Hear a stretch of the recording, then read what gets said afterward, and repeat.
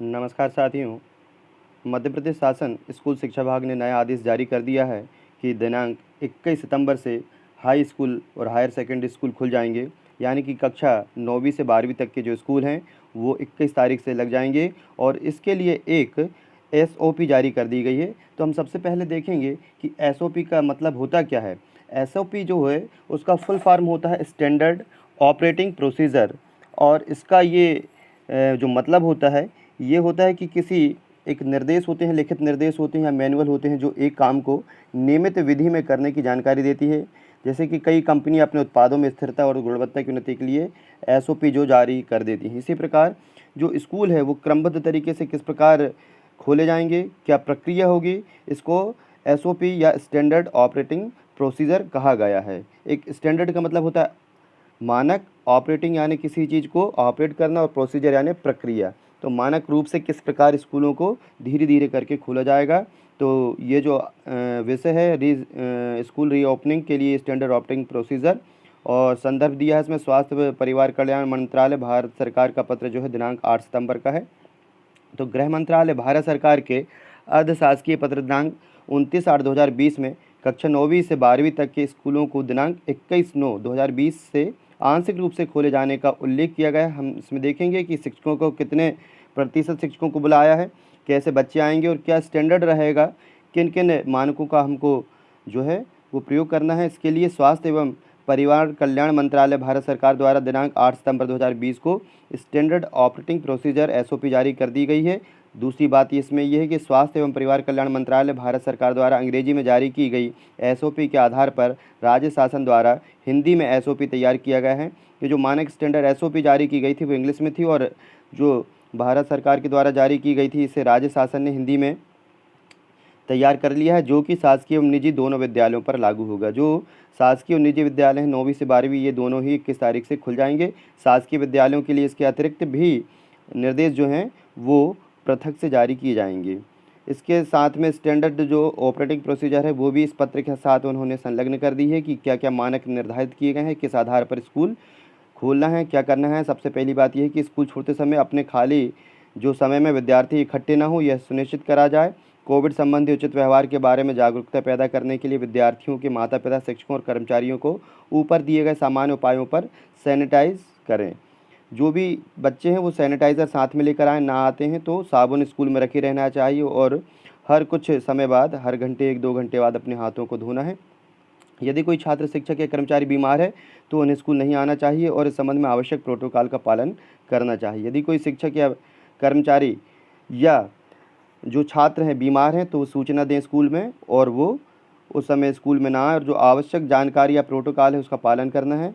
अगली बात ये है कि मनोसामाजिक साइक्लो सोशल स्वास्थ्य सुनिश्चित करें कि चिंता और अवसाद जैसे मानसिक जो स्वास्थ्य के मुद्दे हैं इससे भी विद्यार्थियों और शिक्षकों के लिए नियमित परामर्श की व्यवस्था की जाए, जिससे कोई भी डिप्रेशन में ना आए।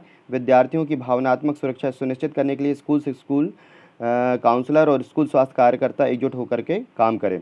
फिर अगली बात आ रही है कि छात्र, शिक्षक, कर्मचारी द्वारा लक्षण जो है बुखार, खांसी, सांस लेने में यदि कठिनाई आ रही है इन मामलों में क्या करना है कि एसओपी का पालन करना है कि बीमारी के लक्षण वाले व्यक्ति को एक अलग कमरे या क्षेत्र में रखें जहां वो दूसरों से अलग रहे। इस संबंध में माता पिता अभिभावकों को भी सूचित कर दें और ऐसे रोगी को जो भी है मास्क, फेस कवर पहनाकर अलग से उसे रखना है। निकटतम चिकित्सा सुविधालय जो भी हो, अस्पताल, क्लिनिक को तुरंत सूचित कर दें। राज्य सरकार की जो हेल्पलाइन नंबर है उस पर कॉल कर दें।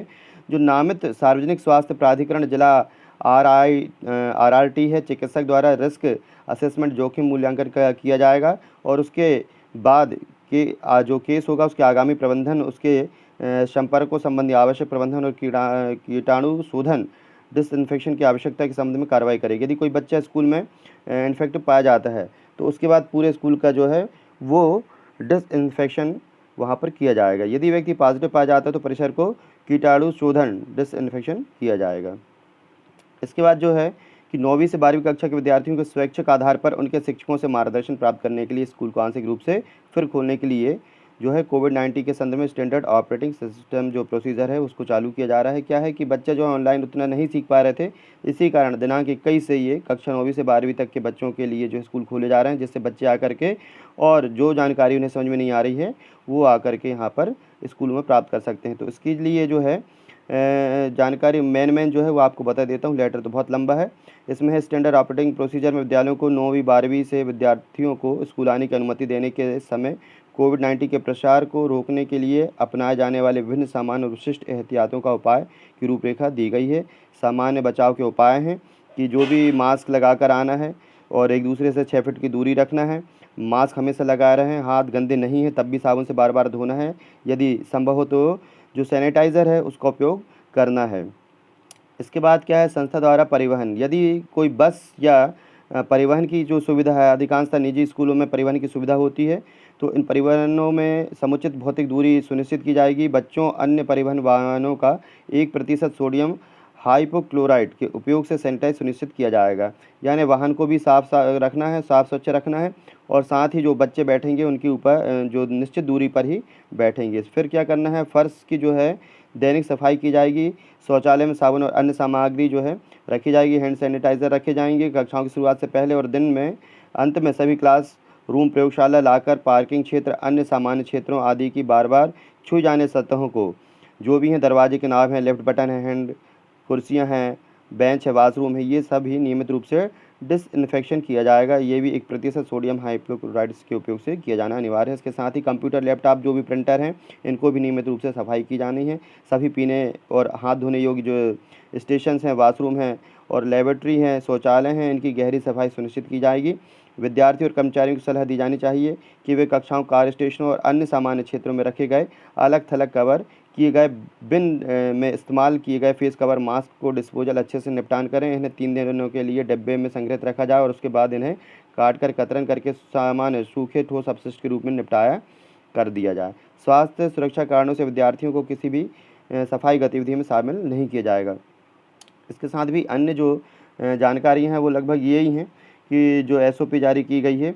इसके साथ भी कुछ समाचार पत्रों में जो है जानकारियाँ निकल कर आ रही हैं कि हाई स्कूल और हायर सेकेंडरी स्कूल कक्षा जो हैं वो 21 सितंबर से चालू हो जाएंगी और भारत के स्टैंडर्ड ऑपरेटिंग प्रोसीजर के तहत स्कूल शिक्षा विभाग द्वारा आदेश जारी किया गया है। विभाग के आदेश के बाद जिला शिक्षा अधिकारी जो हैं वो प्राचार्यों को निर्देश करेंगे कि कोरोना संक्रमण को ध्यान में रखते हुए सभी शासकीय व निजी हायर सेकेंडरी विद्यालयों में तैयारियां प्रारंभ कर दी जाएं और शासन की गाइडलाइन के अनुसार विद्यार्थियों अभिभावकों से अनुमति लेकर के शपथ पत्र के साथ आएंगे और शिक्षकों से अपनी समस्याओं का समाधान कराएंगे और मार्गदर्शन लेंगे।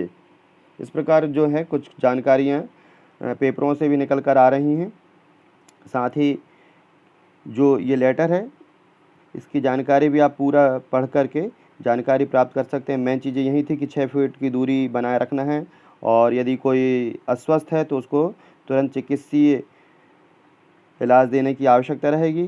काफ़ी लंबी चौड़ी लिस्ट है ये, लेकिन इसमें लेकर यही आता है कि जो भी सुरक्षित उपाय जो सुझाए गए हैं भारत सरकार द्वारा और उनको पालन करना होगा। एक थर्मल स्कैनर रखना होगा। जो भी बच्चे आते हैं यदि किसी को लगता है तो उसकी थर्मल स्कैनिंग की जानी ज़रूरी है। मास्क लगा के ही स्कूल में प्रवेश करेंगे और निश्चित दूरी एक दूसरे से बनाए रखेंगे। आगंतुकों का प्रवेश सख्ती से विनियमित प्रतिबंधित किया जाएगा। पार्किंग स्थान, गलियारे और लिफ्ट में भौतिक दूरी मापदंडों का पालन करते हुए उचित भीड़ प्रबंधन किया जाएगा। ऐसी कुछ मुख्य जानकारियों के साथ, दिशा निर्देशों के साथ 21 तारीख से स्कूल खोले जाएंगे। ये जानकारी आपको अच्छी लगी हो तो वीडियो को लाइक शेयर ज़रूर करें और यदि इस चैनल को अभी तक सब्सक्राइब नहीं किया है तो सब्सक्राइब कर लें, क्योंकि शिक्षा और कर्मचारियों से संबंधित जितनी भी जानकारी हैं वो शीघ्र ही आपको इस चैनल पर उपलब्ध होंगी। धन्यवाद।